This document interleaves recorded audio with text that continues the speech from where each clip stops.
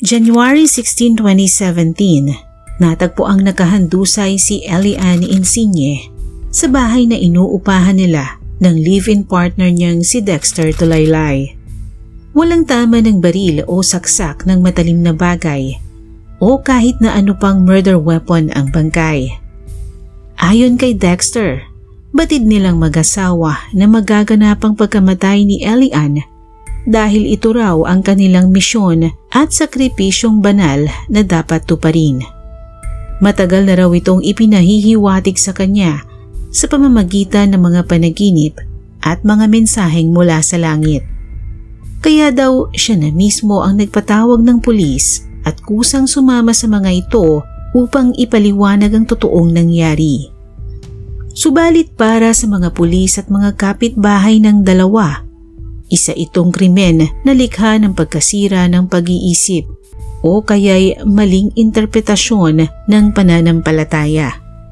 Ang tanong ay kung pananampalataya nga kaya ang nagtulak kay Dexter para patayin ang taong ibinigay ng buo ang kanyang tiwala sa taong kanyang minahal, o isa itong delusyon na nagbunga ng isang kahindik-hindik na krimen na yumanig sa kanilang pamilya. Alamin natin ang kwento sa likod ng kasong ito.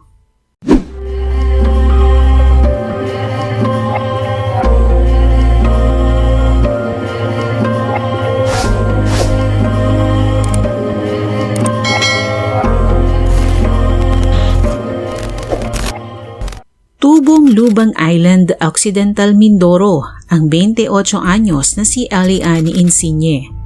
Bunso siya sa 4 na magkakapatid at nagtapos ng kursong nursing sa Occidental Mindoro bago napadpad sa Caloocan City. Matalino, masipag at tahimik lamang si Elian kung ilarawan ng kanyang pamilya. Punong-puno ito ng pangarap para sa kanyang pamilya at nangako pang tutulungan ng kanyang mga magulang na makatikim ng masaganang pamumuhay. Subalit nagbago ang lahat mula nang makilala ni Elian ang lalaking nagpatibok ng kanyang puso, ang kapitbahay nila sa Mindoro na si Dexter Tulaylay, 29 anyos. 1 taon lamang ang agwat ng kanilang edad, pero kung titingnan ay di hamak na mas matanda ang itsura nito kaysa kay Elian. Nang maging magkasintahan ng dalawa, si Dexter ay 2 taon nang nakaalis sa Philippine Army kung saan siya nag-AWOL sa pagiging sundalo. Sa makatuwid ay wala na itong trabaho ng mga panahong sila ay nagkakilala. Isa marahil ito sa dahilan kung bakit inilihim ni Elian sa kanyang pamilya ang pakikipagrelasyon niya kay Dexter dahil hindi daw boto ang pamilya nito sa binata. Base kasi sa pagkakilala ng pamilya ni Elian kay Dexter, mayabang daw ito at palaging nasa sabak sa basagulo. Ganun pa man ay wala nang nagawa ang pamilya ni Elian sa mga naging desisyon nito nang sumama siya kay Dexter para magsama na sa iisang bubong. Nagtana ng dalawa at umalis ng Mindoro at nagtungo ng Caloocan para doon magsimula ng buhay na magkasama. Sa Barangay 36 sa Caloocan City, dumiretso ang dalawa kung saan naroon ang ilang kamag-anak ni Dexter. Makalipas ang 1 taon, nagbunga ang kanilang pagmamahalan kung saan ito na ang pinakamasayang yugto sa buhay ng dalawa. Nagsilang si Elian ng isang malusog na batang lalaki. Pero dahil walang maayos na trabaho si Dexter, sinalo ng kapatid ni Elian na si Virgin ang pagpapalaki sa panganay ng dalawa at tinulungan nito si Elian na makapasok bilang rescue officer sa Bureau of Fire Protection sa Valenzuela City. Hindi naging madali ang pagpasok ni Elian sa BFP pero determinado siya dahil sa kanyang anak. Batid ni Virgin ang kalagayan ng kanilang bunso, kaya paminsan-minsan ay kinakamusta niya ito sa kanilang apartment. Sa bawat pagdalaw niyang iyon, ni minsan ay wala siyang nadinig na reklamo mula sa kanyang kapatid, kahit may mga hindi magandang balita ang nakakarating sa kanya. Nang minsan kasing dalawin ni Virgin ang kapatid sa BFP, doon niya nalaman ang mga kwento ng pang-aabuso kay Elian ng mismong asawa nitong si Dexter. Ayaw payagan ni Dexter si Elian na magpagupit kahit kailangan nito sa trabaho nito sa BFP.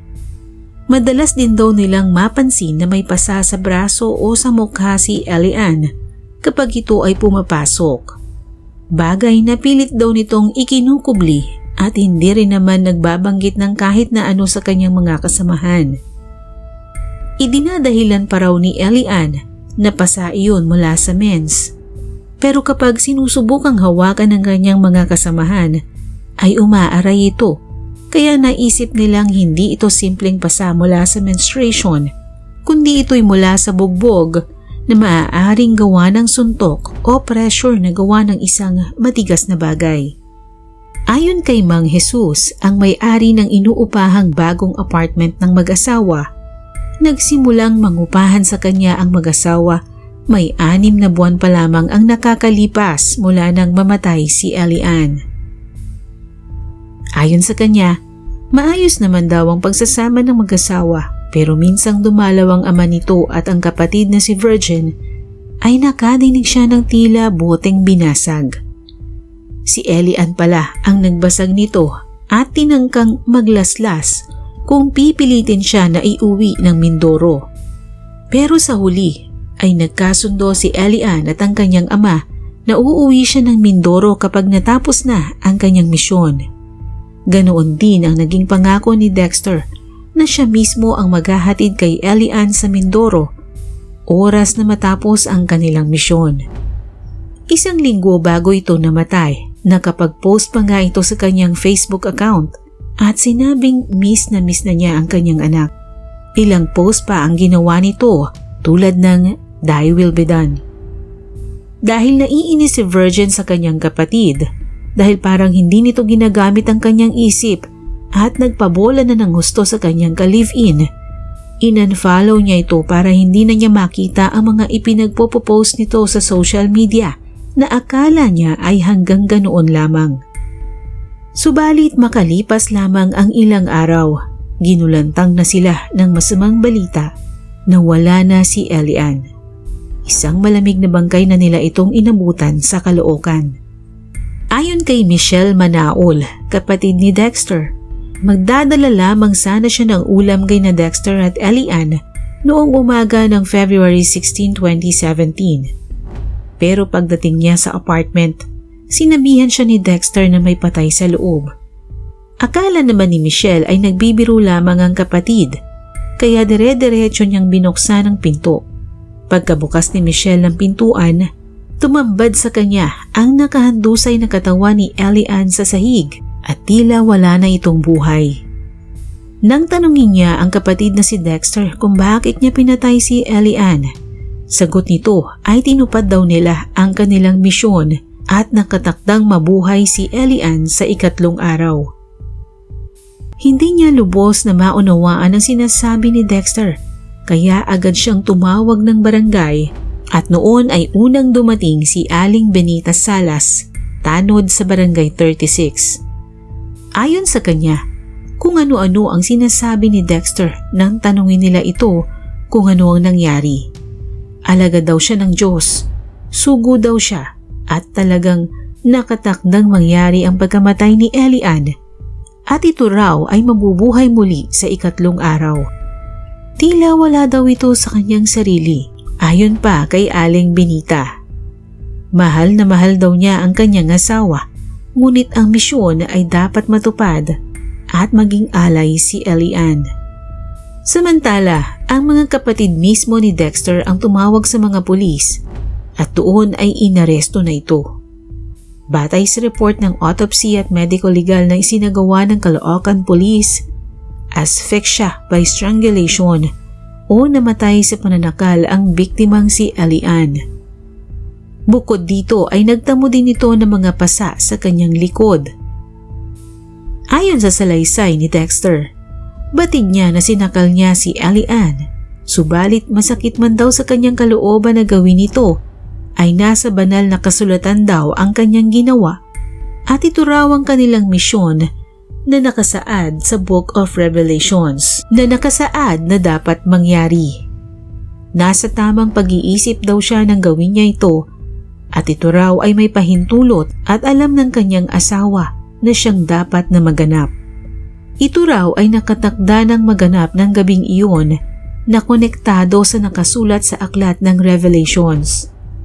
May misyon din daw si Elian para sa buong mundo, kaya't nakahanda daw talagang mamatay ang kanyang asawa. Ayon pa din sa kapatid ni Dexter na si Michelle, sinabi sa kanila ni Dexter na siya si Jesus at iniaalay niya ang kanyang asawa kay Jesus. Nakatakda din daw mabuhay muli si Elian sa ikatlong araw. Ritual killing. Ganito ang tila lumalabas na ginawa ni Dexter sa asawang si Elian. Ang ganitong klase ng krimen ay hindi na bago sa atin dahil marami nang nangyayaring ganito, hindi lamang sa Pilipinas kundi maging sa iba't ibang panig ng mundo. Mga pagpatay na sinasabing ibinase sa banal na kasulatan, partikular sa Book of Revelations. Subalit ayon sa mga eksperto sa Biblia, walang ganitong sinasabi sa banal na kasulatan at hindi ito maaaring gawing literal. Hindi rin sinasang-ayunan ng kahit na anong nakasulat dito ang anumang pagpatay at gawing alay kanino man ang ating kapwa-tao sa ngalan ng pananampalataya. Ang kautusan na makikita sa banal na kasulatan ay bawal pumatay at ito'y kabilang sa 10 utos ng Diyos. Ayon sa kapatid ni Elian na si Virgin, natagpuan sa loob ng apartment nila Dexter ang isang notebook kung saan nakasulat doon ang mga pangalan ng mga isusunod pa ni Dexter at ang mga pangalan ng buong pamilya ni Elian ay nakalista din sa notebook na iyon. Pero ayon kay Virgin, hindi siya naniniwala na tanggap ng kanyang kapatid ang sinasabing misyon ni Dexter, maging ang kamatayan na hango raw sa Book of Revelations. Sa nakita daw niyang paghihirap ng kanyang kapatid makapasok lamang sa BFP, alam niyang hindi ito magsasakripisyo ng ganoon kung iniisip nito ang kanyang misyon na kalaunan pala ay kailangan niyang isakripisyo ang sariling buhay. Nakita din daw ni Virgin ang pagsisikap ng kanyang kapatid para makatawid sila sa pang-araw-araw na buhay. Wala din daw siyang nakitang nakasulat sa notebook ng kahit na anong pagtanggap ni Elian sa kanyang magiging kapalaran. Wala ring nakalagay na konteksto na galing sa Book of Revelations ang sinasabing misyon ni Dexter. Ayon din sa iba pang nakadinig sa pangyayari bago maganap ang krimen, nadinig nilang nagtatalo ang mag-asawa ng gabing iyon, gabi ng January 15, 2017. Hindi lang klaro kung ano ang pinagtatalunan nila, ngunit alam nilang mayroon silang pinag-aawayan. Subalit hindi naman daw nila inasahan o inisip man lamang na aabot sa kamatayan ni Elian ang pagtatalong iyon, hanggang sa mabalitaan na lamang nila kinabukasan ang malagim na sinapit nito mula sa sariling kinakasama. Nagsampa ng kasong murder ang pamilya ni Elian laban kay Dexter Tulaylay.